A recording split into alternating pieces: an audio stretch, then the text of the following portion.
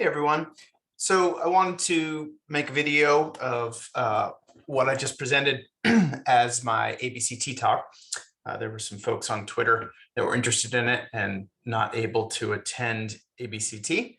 And I ran out of time and didn't explain and discuss some of the things that I think are actually most cool or important or potentially helpful to others about this work. So just going to go back through and go through this stuff and explain it at a little bit more relaxed pace, stretch out a little bit more, and hopefully that's worthwhile for any of you watching this. Okay, so the work I'm about to present, again, I guess I'll start with the title, is going to be, we're going to look at unsupervised machine learning, training models, looking at external data. And the whole idea here is trying to move toward a just-in-time adaptive intervention framework or infrastructure that's data-driven, personalized, data-driven, momentary. There's a lot of excitement about this idea, just-in-time adaptive interventions. There is some work. I don't want to say that there's no work out there. There is some work being data-driven, and from what we've seen in our lab, it doesn't tend to be in the psych journals. It tends to be more in machine learning and engineering sources. But there's also a lot of talk about the promise of this idea. But we're trying to work on some ways that you could actually push an algorithm onto like a smartwatch or a phone, track people in real time, and have a sense of when they might need some assistance. So that's I kind of got ahead of myself a little bit. That's the motivation here. The data source is going to be data from a physiological source. So some of you may be more or less familiar with the autonomic nervous system. The autonomic nervous system is composed of the parasympathetic nervous system, sympathetic nervous system, also the enteric nervous system, which doesn't get discussed as much, but is an up and coming system because, of course, that's going to be involved with control of the gut, and the gut microbiota is a really, really hot area of research right now. So who knows? We might be talking about the enteric nervous system more and more in days to come. But right now, certainly folks focus a lot on parasympathetic, which is the down regulatory inhibitory system, sympathetic nervous system, which of course is famously connected to the fight or flight response. So speaking of the fight or flight response, right? So when something stressful happens in your life and you perceive it to be threatening or stressful or upsetting in some way, right? We're all familiar with then having a physical response, a somatic response. So maybe an elevated heart rate or feeling tingly or lightheaded or any of these things, right? So this is engagement of your adaptive stress response, which involves sympathetic nervous system, HPA axis, a bunch of stuff, the immune systems as well, honestly. But we won't get into all that. We'll keep this a little bit more constrained. For those of us in psychology, the most common way to look at the autonomic nervous system is the heart, because it's really accessible. Now that might sound strange because anyone who's done any psychophys knows that it's actually kind of hard, and a lot of electrodes and data cleaning and all sorts of things like that. But it's a pretty accessible organ and a pretty accessible point at which to access and measure the autonomic nervous system. So heart rate itself gives you some feedback about the ANS, although it's a mixture. You've got your sinoatrial node right there in the middle of your chest at the top of the heart that has its own built-in pacemaker.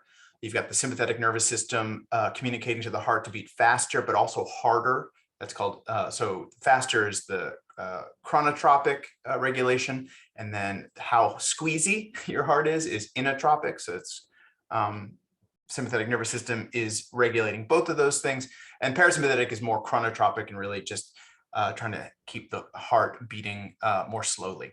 So, and respiratory sinus arrhythmia is the most common way of measuring parasympathetic influences on the heart.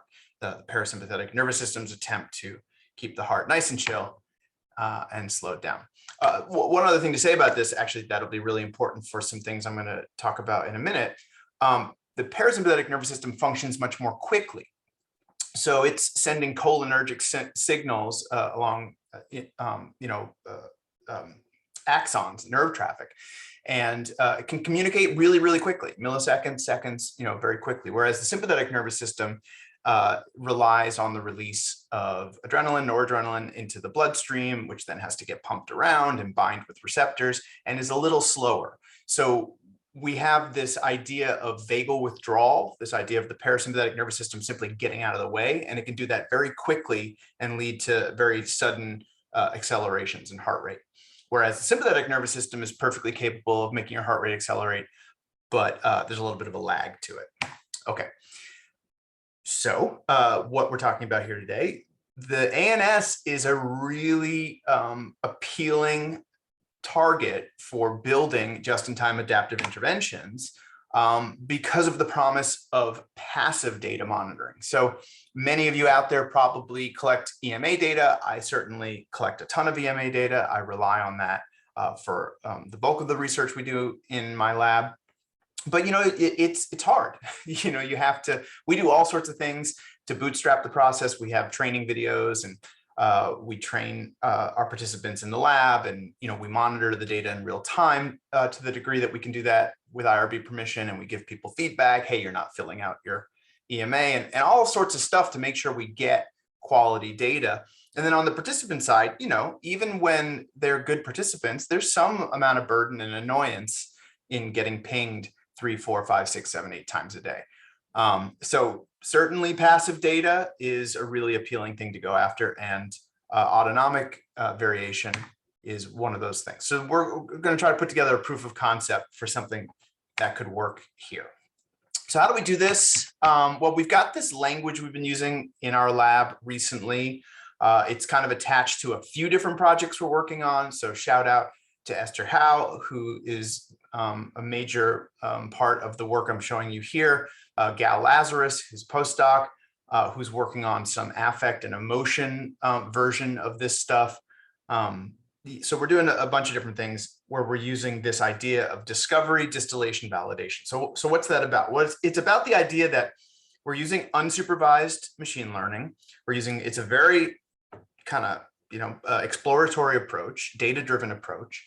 If you're not familiar with that term or what it means, it simply means that when you talk about supervised learning, well, that's something like logistic regression, random forests, things like that, where you have what are called labels already in your data. So zeros and ones, right? So your data contains zeros and ones, and you can train your data to where are the zeros and where are the ones, and do all sorts of cool stuff with that. With unsupervised learning, you don't know where your zeros and ones are, but you suspect that you've got different classifications. Maybe it's 0 and 1, maybe it's 0, 1, 2, 3, 4, whatever it might be. You want to let the computer kind of do its thing and do a search for patterns in your data and apply those labels. Now, there's two things about that. One, right, it sounds pretty exploratory. It is pretty exploratory. Two, the way we do this, as I'm about to explain in just a moment, is we do this idiographically.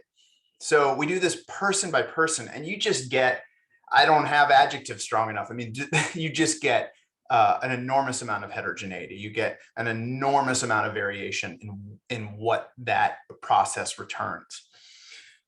So we want to be a little more rigorous or conservative or something. We don't want to have just this wide open kind of explosion of information. So the first thing we do is then this distillation stage.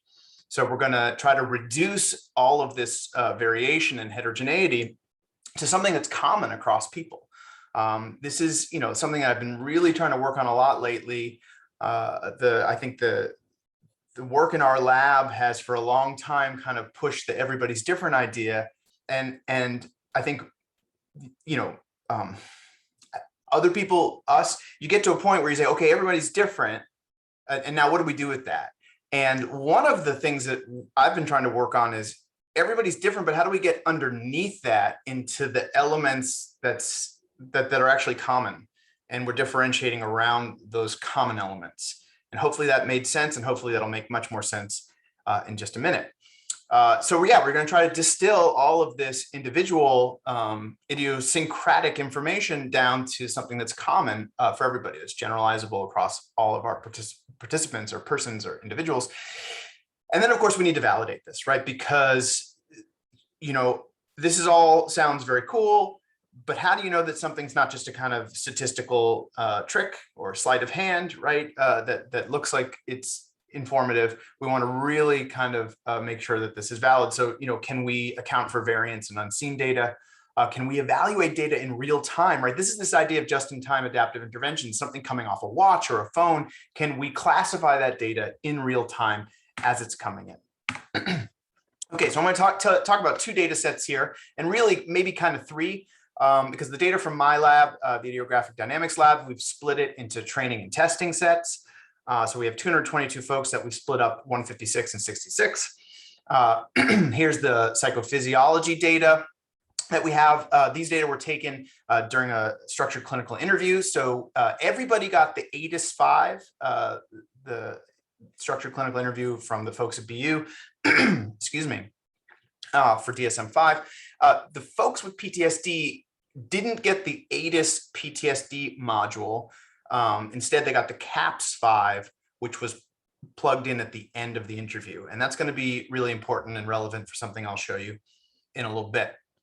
And then we got some wonderful external data to validate what we were doing, thanks to Steve Woodward from the National Center for PTSD for lending us his data. And these data were collected over a full night's sleep and in a population with PTSD, panic disorder, and some healthy controls. Okay.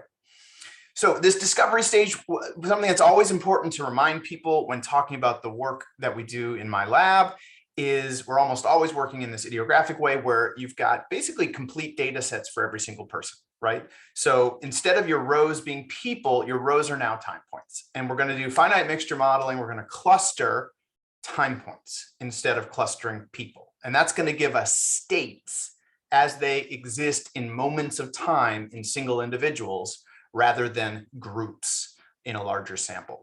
What's the mixture model doing? It's a little bit complicated, but also we can talk about it in relatively simple terms. It's looking for different distributions in the data. So if you look at this plot down here that it has to do with, I think, volcanoes. I just stole it off the internet. We're looking at these densities, right? We're looking at these different densities in these multivariate distributions. You're going to start with one group class state, then add 2, 3, 4, et cetera, and use different criteria like the BIC and ICL and entropy to pick your best model. I won't get too into that. A lot of details that we could get into there. All right, so the distillation stage. So again, we're doing these finite mixture models for each person, person by person, and just getting a whole host of results. Some people, nobody had one class, so the fewest number of classes was 2. But then I think the max was 17 or 19. I mean, there's a big range, some with 2, some with 3, some with 4, et cetera, et cetera. And it's just a huge smorgasbord of idiosyncratic information, right? So we're going to extract the mean values for each state. So in a second, I'll show you a finite mixture model profile. Some people call this, latent class analysis or latent profile analysis. And those lines you're looking at, those are the mean. So when somebody publishes or gives a talk on a latent profile analysis, the profiles themselves, that's what we extract, the mean values for each individual state. And so you're going to have a data set now where the number of rows is the total number of idiographic states, and there's a lot of them. And so then we're going to do another mixture model. Now, some folks have asked me why we don't do this with just everybody all at once. We have looked at that. You get very similar results, but there's some important differences that I won't go into here. This right now, at least, this really does seem to be the best way to do this. So we're going to do a cluster of the clusters, basically, is the way to think about that. And then that's going to hopefully, ostensibly, fingers crossed, give us common states that reflect information for everybody. Okay, so on the left here, this is the final model that we get. So this is the distilled mixture model, right? And what you're looking at, heart rate, RMSSD, this is the specific variable that we used for RSA, root mean squared successive difference of the interbeat intervals. Let's not get into that. If you know psychophys, you know what I'm talking about. If you don't worry about it. But this is our parasympathetic measure. PEP is the pre-ejection period. This has to do with, again, the squeeziness of the heart. This is a sympathetic measure. When that goes down, that actually means sympathetic nervous system influences are going up. And then we've got two respiration variables, rate, how quickly you're breathing, and amplitude, how deeply you're breathing. So over here, we've got on the bottom, we've got a timeline plot of the intra-individual, the within-person classes. Now, it happens that this person had three person-specific classes, and those mapped on to three common classes, states. That's not always the case. It just happens. I actually have two of these plots I'm going to show you, and that's the case in both of them. But sometimes you had, five intra-individual states mapping onto just two common states, or there's all sorts of ways this could work out. But what you're trying to do again is cluster the clusters. What are the intra-individual states, and what are the best fits for the common states that those map onto? We happen to have a one-to-one in both of the cases I'm showing you here, but again, that didn't happen for everybody. So a couple things to draw your attention to. So these are the common states, right? This is the continuous information. We've z-scored it so that the scales are similar. And you've got heart rate in red and RSA in blue, okay? And so we're taking this continuous information and we're discretizing it. Okay, and we are breaking it into discrete presence or absence of these three states. So the red is low parasympathetic, high heart rate is the most important thing to know about the red. So this is a stress reaction, right? You've got the parasympathetic nervous system getting out of the way, heart rate rocketing up, and we see that red mostly at the beginning, and we see it, pretty much going away as we go through the clinical interview. So we see some nice habituation there. That's reinforced by the idea. So we look at this blue state. Now we have very low heart rate, nice and high parasympathetic regulation. And we see the blue starting to show up here in the middle. It's doing its regulatory job. And then, we've got alternations of alternating back and forth between the blue and the yellow. What's the yellow? Well, the yellow looks like also some attempt to regulate a little bit, deep breathing, relatively slow, little bit of elevation of RSA. So this is, trying to kind of regulate like that actively. So we've got this kind of alternating blue and yellow state. So this is all really cool information. So now we'll look at another person. Interestingly, so this is an individual with major depressive disorder, no comorbid diagnoses. This individual had two diagnoses, social anxiety disorder and panic disorder. We also see a red to blue shift, right? Evidence of habituation. But what we're seeing in addition is if you look at this orange state, we're seeing really deep breathing. We're seeing a spike in sympathetic arousal, right? So when PEP drops, sympathetic nervous system is going up.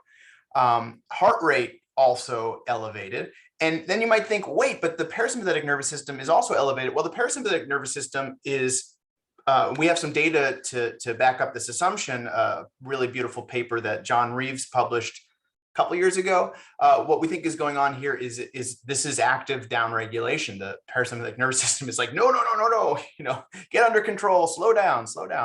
And that's why you see this elevation. And so, it's pretty cool. This is a person with two fear disorders, and we do see these little kind of panicky spikes, and they go along with these elevated heart rate moments, and that's all pretty cool.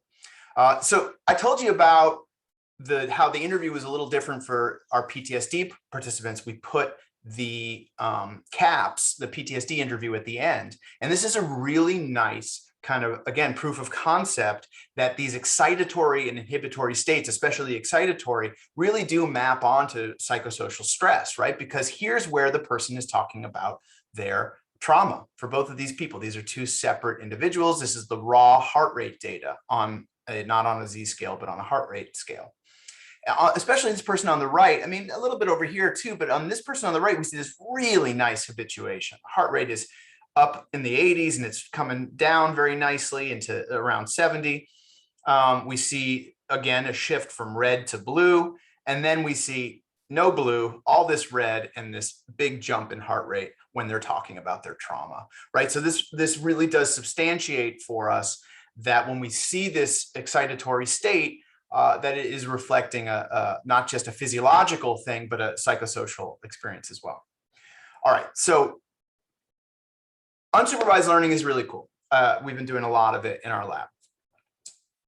The concern I started to have, though, is when you find something cool and you want to give it to the field or the world, or just keep it for yourself, but you want to do something with it, you're stuck in the data you're working with, right? So these labels you have, these ones and zeros, are applied by the mixture model to the training data that you've used.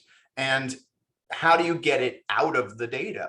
So what we did was we said, okay, well, let's train our data to the labels, build a prediction model, and then use that to examine external data.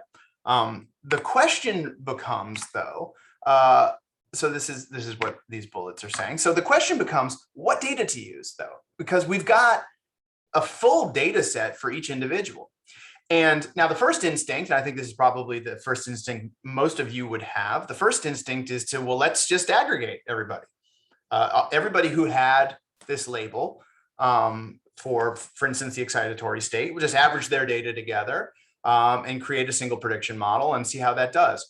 And it doesn't do all that great, which is dismaying. And so the next idea that I had was, well, I've got these full data sets for each individual.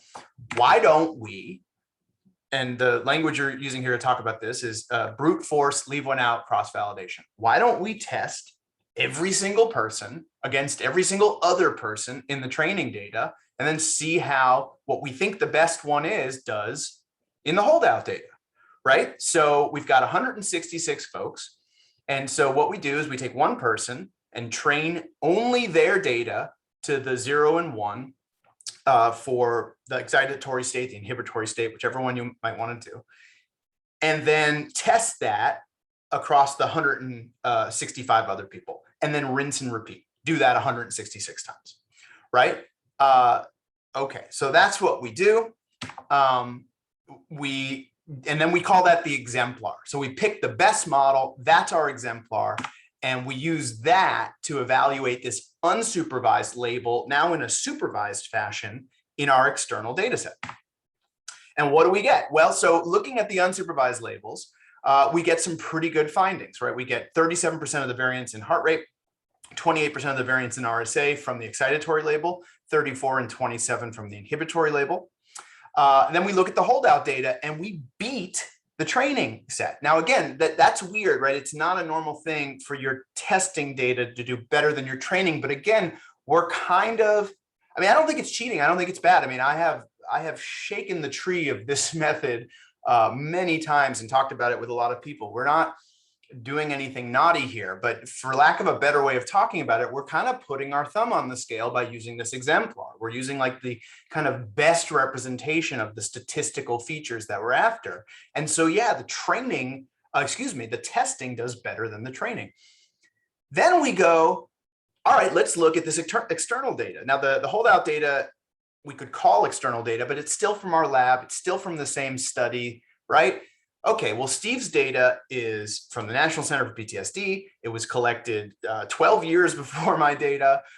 It's sleep data versus waking data. They're much longer time series. There's a lot of things that are different about it. And yet, as you can see here on the screen, the results are pretty much the same. And it's really cool.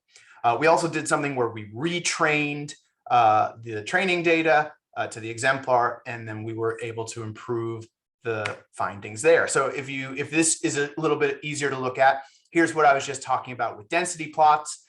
We've got, these are the heart rate predictions in both of these over here. And we see, yeah, we do better for heart rate than for RSA, interestingly. And I think work in the future will be focused on trying to unpack why that is and what that is. But, you know, again, really, really nice. And again, we're not used to thinking about R squared and distributions, but this is the nice thing about having time series data and then also large samples. We can look at the distributions of something like R squared. So I want to talk, we're going to wrap up here. I want to talk a little bit about discretization, because median splits are what most people think of when they think of making continuous data discrete. And of course, we know you should never do a median split, and it's a bad thing. But it's given the whole idea a bad name, because what we've done here is we've discretized continuous inputs in a way that doesn't undermine our analysis at all. And in fact, it actually compresses information in a really cool way, right? So we're accounting for about 35% of the variance in RSA and about 50% of the variance in heart rate with a single 0, 1 variable. We've got a dichotomous variable that embedded within it, encoded within it, is a huge amount of information in 2 continuous inputs. That's pretty cool. Secondly, we've got a bunch of qualitative information when we refer back to the finite mixture model, right? Oh, well, their respiration, like they're breathing really deeply, and the sympathetic nervous system is going up, and the heart rate's going up, and right? All of this qualitative information is embedded in these 0s and 1s. And then when we look at those time series plots, we can see all of these kind of really cool functional dynamics playing out and whether they're present or absent. Yeah, so that's, and we can talk about presence and absence, and we can talk about frequency as well, right? I showed you those shifts from red to blue, and that's some really cool stuff that you really can't see from looking at the continuous data. You really just can't. And Nick Jacobson made a great point about that in his talk yesterday in our panel, for what it's worth. So what have we done? We successfully derived latent physiological states. These states were generalizable across persons, right? We're really kind of getting beyond the idiographic nomothetic debate here, right? This is a idiographic process that gets us to generalizable nomothetic states, physiological states. We consistently identified these in external data. We did 2 external validations, so that's cool. We found that these excitatory and inhibitory states, these aligned with known features of the diagnostic interview, specifically that the PTSD module for trauma survivors showed this excitation. And again, just to kind of hammer this point home, and this is this point about substantiating the just-in-time adaptive intervention. Now, Matt Nock made a great point, I mean, probably the best point, that this is a really controlled laboratory environment, right? So we're not doing this out in the wild. And there's going to be movement issues in the wild. There's going to be, I mean, there's going to be all sorts of things to really say that you can do a just-in-time adaptive intervention with this. So that is an important point.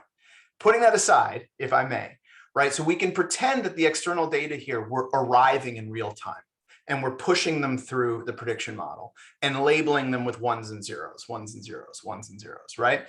And so this is a pretty cool idea that we know that to say that you're accounting for these large chunks of the variance in the continuous inputs is to say that, yes, these classifications are pretty accurate. And so we have a pretty high degree of confidence that, and again, let's say it's happening in the lab, we have a high degree of confidence that if we're getting this information in real time and then responding to it with appropriate intervention materials, that's going to match the person's experience in an accurate way. And that's pretty cool. Okay, cool. Well, thanks very much for watching. Thanks very much for listening. Again, thanks to Steve Woodward for his data and his mentorship over the years. Steve has been a wonderful mentor to me. To my graduate students, Esther Howe, who's really driving the train on this phys work, Gal Lazarus, who's doing similar projects with Affect, and then G, who is our jack of all trades and really helping to support all of this work with cool figures and code. And much thanks to him, and thank you.